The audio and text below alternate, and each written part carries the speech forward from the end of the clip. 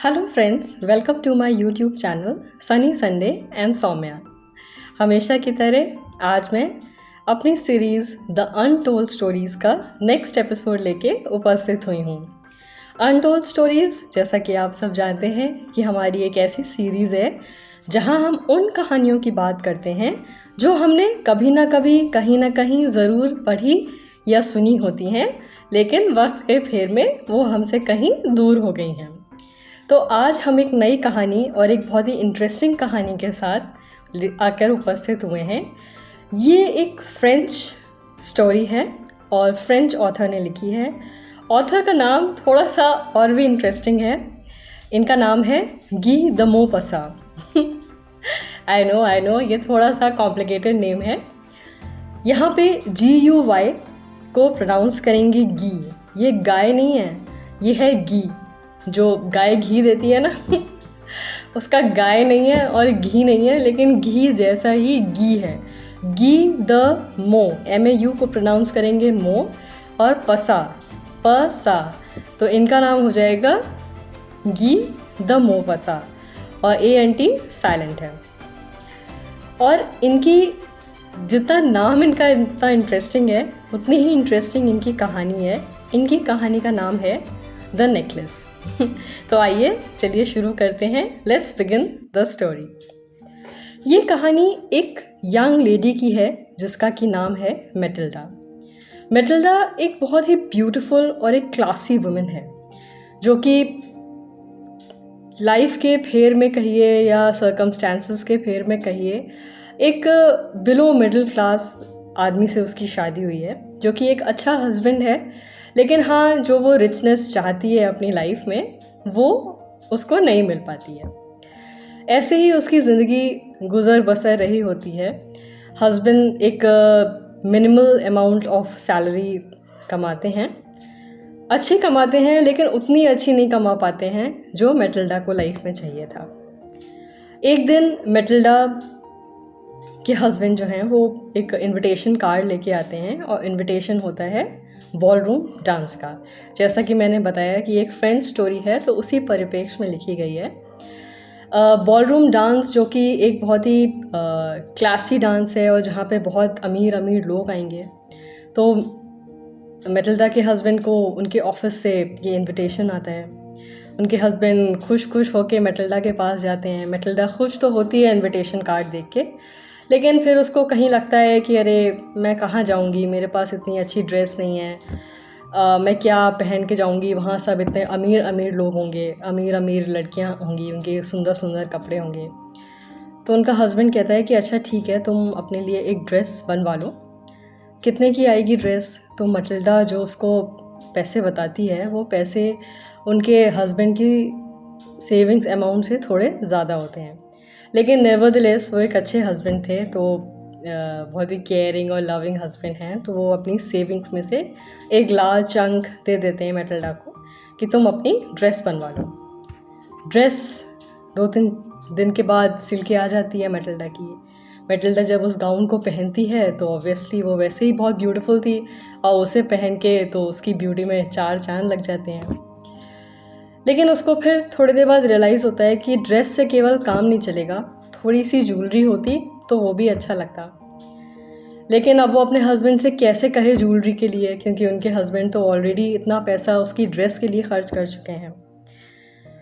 तो वो सैड हो जाती है। उसके हस्बैंड पूछते हैं क्या हुआ, तो वो कहती है नहीं कुछ नहीं, ड्रेस अच्छी है, महंगी भी सिली, लेकिन ज्वेलरी नहीं है मेरे पास, कोई ज्वेलरी नहीं है, मैं क्या ऐसे पहन के जाऊँ। तो उसके हस्बैंड कहते हैं कि अरे कोई बात नहीं, तुम इतनी खूबसूरत हो, ज्वेलरी की कोई ज़रूरत नहीं है। तो मैटिल्डा कहती है नहीं, वहाँ पे बहुत अमीर अमीर लोग आते हैं, मुझे पता है, वो बड़े खूबसूरत गहने पहन के आते हैं। तो उनके हस्बैंड कहते हैं कि अब ज्वेलरी तो हम लोग नहीं ख़रीद सकते, बहुत महंगी होगी। तो तुम्हारी एक फ्रेंड है ना जो जिसके पास बहुत सारी, जो बहुत अमीर है, जिसके पास बहुत सारी ज्वेलरी है। तो मैटिल्डा को याद आता है कि अरे हाँ, उसकी तो एक दोस्त है। वो अपनी दोस्त के पास जाती है और बड़ा हेजिटेट करते हुए उससे कहती है कि मुझे ना एक पार्टी में जाना है, और मेरे पास ना कुछ ज्वेलरी नहीं है। तो उसकी फ्रेंड कहती है अरे तो मतलब कैसी बात कर रही हो तुम, जो तुम्हें ज्वेलरी चाहिए तुम ले लो मुझसे। और अपनी कबर्ड खोल देती है। उसमें पर्ल्स होते हैं, डायमंड्स होते हैं, रूबीज़ होते हैं, कोरल्स होते हैं, बड़े ही ब्यूटीफुल ब्यूटीफुल ज्वेलरी होती है, ज्वेलरी कलेक्शन होता है। मैटिल्डा की आंखें फटी की फटी रह जाती हैं, लेकिन कोई भी ज्वेलरी ऐसी नहीं थी जो उसकी ड्रेस से मैचिंग हो। मैटिल्डा एक एक करके सारे जो बॉक्सेस हैं, ज्वेलरी बॉक्सेस, उनको खोल रही है, उनको अनबॉक्स कर रही है, लेकिन वो बात नहीं आ रही किसी ज्वेलरी में जो वो चाहती थी। और ऐसे ही करते करते उसकी नज़र एक नीचे रखे हुए एक बॉक्स पे पड़ती है। अपनी फ्रेंड से पूछती है, क्या ये खोल लूँ? उसकी फ्रेंड कहती है, हाँ बिल्कुल खोल लो, मैंने बहुत टाइम से पहना नहीं है, देख लो शायद तुम्हें अच्छा लग जाए ये। तो जैसे ही खोलती है उसमें एक डायमंड नेकलेस होता है। उसे देख के मैटिल्डा की आंखें फटी की फटी रह जाती हैं और मैटिल्डा सोचती है कि पता नहीं मेरी फ्रेंड इसको हाँ कहेगी कि नहीं। वो बड़े क्यूरियोसिटी से और हेजिटेट करते हुए पूछती है कि सुनो, मैं क्या ये नेकलेस क्या तुमसे ले सकती हूँ 2-3 दिन के लिए? उसकी फ्रेंड कहती है कि वैसे तो ये मुझे भी कहीं पहनना था, लेकिन चलो कोई बात नहीं, तो मैं तुम्हें मना नहीं करूँगी, तुम मेरी इतनी अच्छी दोस्त हो, ठीक है तुम इसको पहन लो, फिर पहन के मुझे ना वापस कर देना, क्योंकि मुझे भी कहीं जाना है पहन के। अब मैटिल्डा वो नेकलेस खुशी खुशी ले आती है। हस्बैंड भी बहुत खुश होते हैं कि चलो मैटिल्डा खुश है कि उसके पास अब नेकलेस भी हो गया और उसका गाउन भी हो गया। अब बॉल रूम का डे आ जाता है और मैटिल्डा तैयार होके उस बॉल रूम डांस में जाती है। मैटिल्डा वैसे ही इतनी सुंदर थी, इतनी एलिगेंट थी कि बॉल रूम डांस में हर कोई उसको देखता है, हर कोई उसको अप्रिशिएट करता है। मैटिल्डा की लाइफ में उसने इतना अच्छा दिन, इतना जॉयफुल दिन देखा ही नहीं था। वो इतनी खुश होती है, इतनी खुश होती है, बहुत इन्जॉय करती है उस इवनिंग को और घर आती है। जब दोनों ऐसे ही रात हो गई है बात करते हैं तो उसका हस्बैंड कहता है, अच्छा लगा तुम्हें आज, कैसा लगा? मैटिल्डा कहती है, मुझे बहुत अच्छा लगा और थैंक यू, मैं जाना नहीं चाह रही थी, लेकिन ये इवनिंग मेरी लाइफ की बेस्ट इवनिंग है। उसका हस्बैंड कहता है, ठीक है, ये तुम गाउन और ये नेकलेस संभाल के रख दो। वो कहती है, हाँ ये गाउन अब मैं उतार देती हूँ, उसको संभाल के रख देती हूँ, और ये नेकलेस। और जैसे ही उसका हाथ नेकलेस पे जाता है उसका दिल धक से रह जाता है। उसके गले में वो नेकलेस नहीं था, वो नेकलेस कहीं गिर गया था। वो जल्दी से भागती है। उसका हस्बैंड कहता है, शायद यहीं कहीं होगा, रूम में देखो, घर में देखो, वो लोग सब जगह देखते हैं, कहीं नहीं होता है।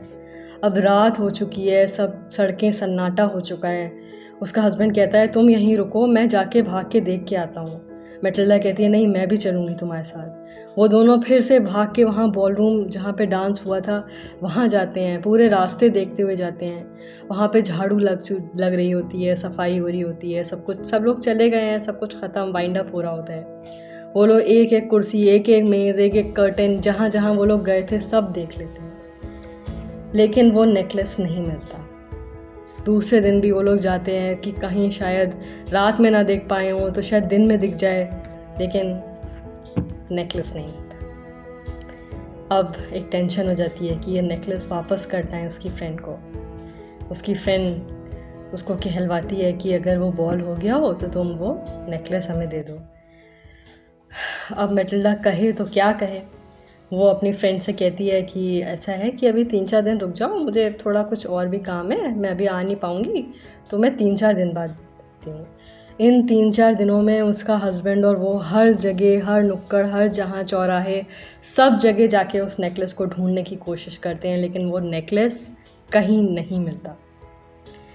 थक हार के वो लोग डिसाइड करते हैं कि ये नेकलेस हमें किसी ना किसी तरह वापस करना होगा। अब वो लोग ज्वेलरी शॉप्स तलाशने लगते हैं, डायमंड नेकलेस जहाँ मिलते थे। हर ज्वेलर के पास जाते हैं, लेकिन वैसा डायमंड नेकलेस नहीं मिलता। फिर एक शॉप पे, एक ज्वेलरी शॉप पे जाते हैं और देखते हैं कि वैसा ही डायमंड नेकलेस उनके पास था। वो लोग उससे पूछते हैं कि ये डायमंड नेकलेस कितने का है। वो जो प्राइस बताता है उस डायमंड नेकलेस की, उसको सुन के तो उन लोगों के पैरों तले ज़मीन खिंचाती है, क्योंकि उस डायमंड नेकलेस की कीमत इतनी थी कि उनका घर बिक जाए, सब कुछ बिक जाए, तब भी वो उसको चुका नहीं पा सकते थे। वो लोग समझ गए थे कि ये उनसे बहुत बड़ी गलती हो गई है वो नेकलेस खो के। 3-4 दिन का टाइम वो लोग अपनी फ्रेंड से और लेते हैं। अब क्या करें, धीरे धीरे एक दिन गुज़रता है, दूसरा दिन गुज़रता है, वो लोग डिसाइड करते हैं कि हम अपना ये घर अब बेच देते हैं क्योंकि हमें ये नेकलेस तो लेना ही है। पहले धीरे से एक अपने सर्वेंट को निकाल देते हैं कि जिससे पता ना चले कि वो इतनी पॉश कॉलोनी में रहते थे और पता चले कि इनके पास इतना पैसा नहीं है तो कैसा लगेगा। फिर चुपके से अपना घर बेच देते हैं। उसका जो हस्बैंड है अपने ऑफिस में 2 साल की सैलरी एडवांस में लेता है, अपने बॉस से कहता है कि मैं 2 साल बिना सैलरी के काम करूँगा, मुझे पैसे दे दो तुम। हाई इंटरेस्ट पे लोन लेते हैं बैंक से, कर्ज़दार हो जाते हैं उन 4-5 दिनों में। खैर कैसे तैसे करके पैसा जोड़ते हैं, लेकिन पैसा तब भी उस नेकलेस से कम ही पड़ता है। ज्वेलर के पास जाते हैं और एकदम भीख मांग लेते हैं कि प्लीज़ आप, हमारे पास इतना ही पैसा है, हमारा घर बिक गया, हम कर्ज़ में आ गए हैं, इस कर्ज़ को हम 10 साल में भी नहीं उतार पाएंगे शायद, आप हमें ये नेकलेस दे दीजिए। खैर उस ज्वेलर को भी थोड़ा सा तरस आ जाता है और वो थोड़े पैसे कम करके उन्हें वो नेकलेस दे देता है। उसका हस्बैंड वो मैटिल्डा को लाके नेकलेस देता है और कहता है जाओ तुम अपनी फ्रेंड को ये दे आओ, ये काम कंप्लीट करो, ये हमारे नसीब में था, हम कुछ नहीं कर सकते थे। मैटिल्डा जाती है, अच्छी ड्रेस पहनती है दिखाने के लिए कि सब कुछ सही है, स्माइल के साथ जाती है और अपनी फ्रेंड को वो नेकलेस देती है। उसकी फ्रेंड कहती है अरे यार तुम 2 दिन के लिए लेके गई थी, 1 हफ़्ता हो गया, अब तुम लेके आ रही हो, मुझे जाना भी था, देखो अब मैं पहन नहीं पाई। मैटिल्डा कहती है आई एम रियली सॉरी, थोड़ा लेट हो गया, मुझे थोड़ा काम वाम था इसलिए। उसकी फ्रेंड कहती है चलो ठीक है कोई बात नहीं, उसी बॉक्स में रख दो, ठीक है, तुम्हें तो पता ही है। वो जाती है, अलमीरा खोलती है, उस बॉक्स में वो नेकलेस रख देती है। एक बार को मन करता है कि कह दे कि तुमसे मेरा नेकलेस खो गया, लेकिन ये बात सही नहीं थी, जो चीज़ ली है वो लौटानी पड़ेगी। वो नेकलेस चुपचाप उस बॉक्स में रख देती है और आ जाती है। उसकी फ्रेंड कहती है मैं आऊँगी कल चाय पीने, लेकिन मैटिल्डा को तो पता था कि ये घर अब बिक चुका है। वो बहाना बना देती है कि हम लोग कहीं अभी घूमने जा रहे हैं, थोड़े दिन बाद आएंगे। उसकी फ्रेंड कहती है अच्छा ठीक है चलो, कुछ और चाहिए हो तो मांग लेना। मैटिल्डा मन में मुस्कुराती है और कहती है ठीक है और मतलब यही होता है कि अब हम मांगने लायक भी नहीं बचे हैं आपसे, क्या मांगेंगे। अब इस बात को 10-15 साल गुजर गए हैं। मैटिल्डा और उसका हस्बैंड उस कर्ज़ को चुकाते चुकाते उनकी हालत बद से बदतर हो गई है। वो लोग जहाँ एक ठीक ठाक घर में रहते थे, अब उनका घर भी छोटा सा घर है, बिल्कुल घर क्या, एक 1.5 कमरे का रूम है बस। उनके पास अब कोई सर्वेंट नहीं है।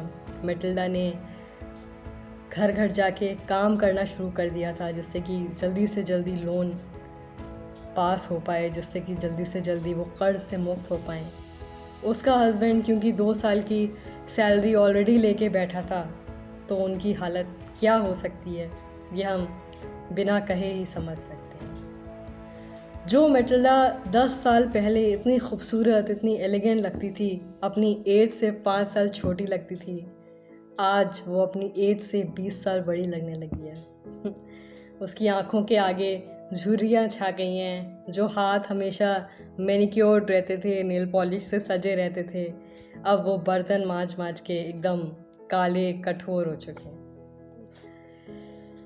एक दिन वो सबसे छुप छुपा के वो दोनों रह रहे हैं। एक दिन वो किसी मार्केट में जाती है और अपनी फ्रेंड को देखती है। उसकी फ्रेंड जो है वहाँ से कुछ सामान ख़रीद रही है।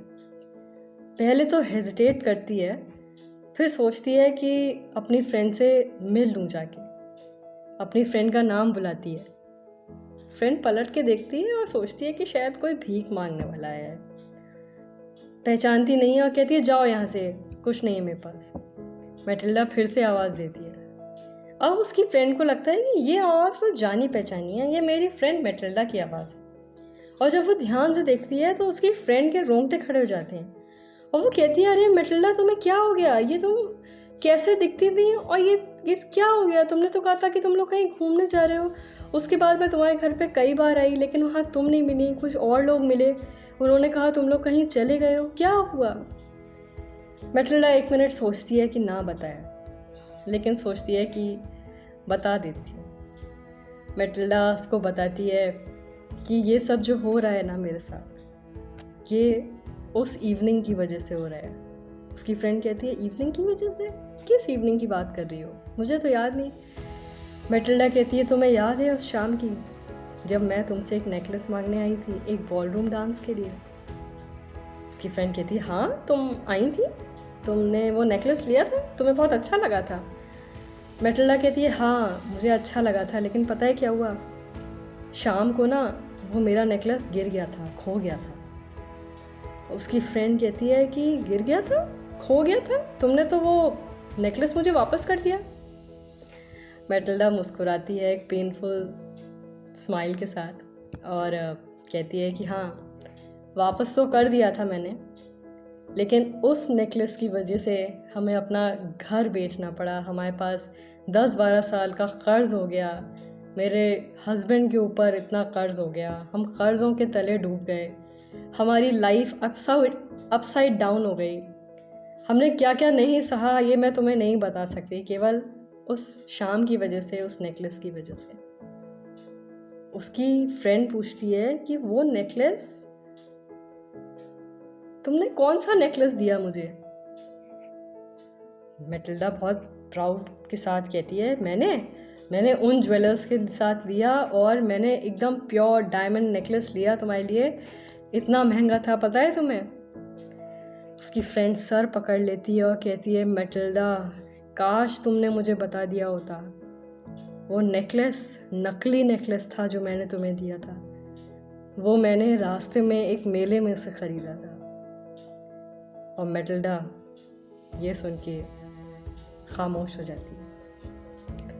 यहीं पे ये स्टोरी ख़त्म हो जाती है और हमें सोचने पे विवश कर देती है कि कभी कभी हम अपनी गलती सामने वाले को इसलिए नहीं बताते हैं कि वो क्या कहेगा लेकिन उसके रिपरकशंस, उसके परिणाम बहुत भारी हो जाते हैं। काश अगर मैटिल्डा ने उस दिन बता दिया होता तो शायद कहानी कुछ और होती। यहीं पे ये कहानी ख़त्म हो जाती है। आई होप कि आपको ये कहानी बहुत पसंद आई हो। तो चलिए आपसे मैं विदा लेती हूँ और जल्दी ही हम एक नई कहानी के साथ उपस्थित होंगे अपनी इस सीरीज़ द अनटोल्ड स्टोरीज़ में। तब तक के लिए अपना ध्यान रखिएगा, स्वस्थ रहिएगा और खुश रहिएगा। अंत तक बने रहने के लिए आपका बहुत बहुत धन्यवाद और आभार। प्रणाम।